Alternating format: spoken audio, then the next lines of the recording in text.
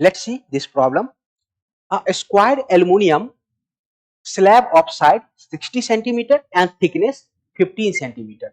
अच्छा, इसका shear modulus दे करके हमें रखा गया is subjected to a shearing force on its narrow face of 18 into 10 to the power 4 Newton. तो बच्चों ऐसा दे करके रखा गया है, हमारे पास एक स्क्वायर सीट है ना. चलिए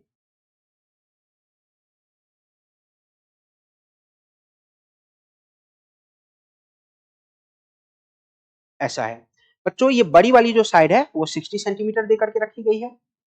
बड़ी वाली जो साइड है वो 60 सेंटीमीटर दे करके रखी गई है और ये जो छोटी वाली साइड है ना वो है 15 सेंटीमीटर. अब छोटी वाली नैरो साइड पर हम एक शियर फोर्स लगा रहे हैं और वो फोर्स कितना है 18 into 10 to the power 4 newton का फोर्स आप लगा रहे हो. ठीक है. The displacement of the upper edge is, तो ये जो अपर एज है वो कितना डिस्प्लेस कर जाएगा. तो बच्चों हम मान लेते हैं कि फोर्स लगाने के बाद ये अपर एज जो है ना वो एक्स डिस्प्लेस कर दिया है ना, एक्स मीटर डिस्प्लेस कर दिया और इस एंगल को हम फाई बोल देते हैं. अब आपको याद होगा कि यही फाई तो हमारा शियर स्ट्रेन होता है ना, यही फाई क्या होता है हमारा शियर स्ट्रेन होता है. चलिए बच्चों सबसे पहले शियर स्ट्रेन फाई को कैलकुलेट करते हैं.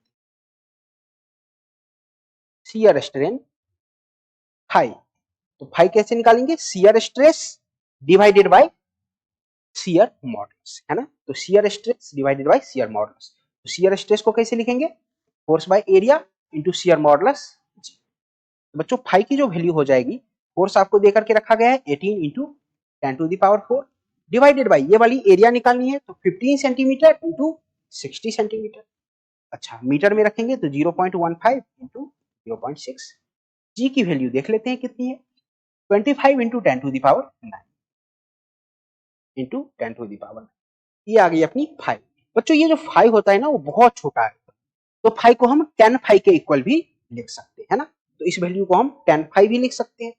तो हम यहाँ पे लिख सकते हैं बच्चों कि फाइव जो होगा वो अप्रोक्सीमेटली 10 फाइव के इक्वल होगा. और 10 फाइव को हम कैसे लिख सकते हैं बच्चों, this length divided by this length यानी x डिवाइडेड बाय 60. तो this is equal to x divided by 60 और इसकी वैल्यू ये पूरी लिख सकते हैं है ना. चलिए पूरी लेंथ को लिखने के लिए यहां से अगर हम पॉइंट को खत्म करें तो यहाँ 3 जीरो खत्म हो जाएगा तो ये 10 टू द पावर 6 बच जाएगा हमारा. ठीक है, 10 टू द पावर 4 ऊपर है तो यहाँ पे कितना बचेगा 2 ही बचेगा सिर्फ. तो बच्चों ये हमारे पास कितना हो जाएगा 18 डिवाइडेड बाय 15 इंटू 6 इंटू 25 और ये ऊपर में जाकर के 10 टू द पावर -2 हो जाएगा है ना. चलिए अब यहाँ से कुछ कैंसिल आउट कर लेते हैं 3 टाइम में, ये कैंसिल हो जाएगा इससे 5 टाइम में. चलिए तो यहाँ से हमारे पास आ जाता है x divided by 60 is equal to x divided by 60 is equal to 1 by 125 into 10 to the power -2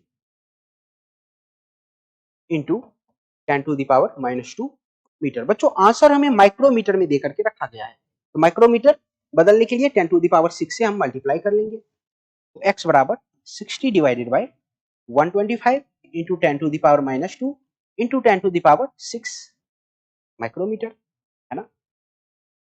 चलिए x की वैल्यू हम कितनी लिख सकते हैं, अगर हम 5 से डिवाइड कर ले तो 12 डिवाइडेड बाय 25 इंटू 5 से मैंने इसको कैंसिल आउट कर लिया तो 10 to the power 4 micrometer.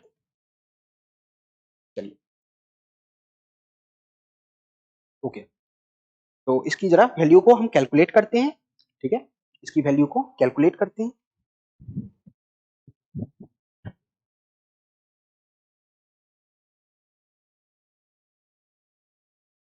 I am sorry, यहाँ पे थोड़ा सा यहाँ पे मिस्टेक है यूनिट में.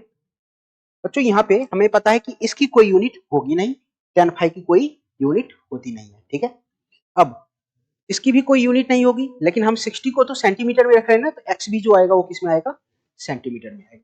ये जो वैल्यू आएगी वो किस में आएगी, सेंटीमीटर में आएगी. अब इसे हमें माइक्रोमीटर में कन्वर्ट करना है, इसे हमें माइक्रोमीटर में कन्वर्ट करना है. तो इसको हम किससे मल्टीप्लाई करेंगे, 10 टू द पावर 4 से मल्टीप्लाई कर देंगे तो ये किस में चला आएगा, माइक्रोमीटर में कन्वर्ट हो जाएगा, है ना। चलिए, तो ये हमारे पास हो जाएगा इंटू 10⁻² माइक्रोमीटर, और इसकी जब आप वैल्यू कैलकुलेट करोगे तो ये कितना आ जाएगा, 48 माइक्रोमीटर के बराबर आ जाएगा। ठीक है, चलिए बच्चों, तो अपना आंसर कितना हो जाएगा, 48 माइक्रोमीटर, है ना। तो बच्चों जो कॉन्सेप्ट हमने यहाँ पे यूज किया, एक तो हमने यूज किया कि शियर स्ट्रेन की वैल्यू जो होती है वो shear stress divided by shear modulus होती है, और दूसरी जो हमने यूज की tan फाई की वैल्यू फाई के बराबर होती है, जो x डिवाइडेड बाय लेंथ के बराबर होती है। ये दो कॉन्सेप्ट हमने यूज किए इस क्वेश्चन को सॉल्व करने में। ठीक है।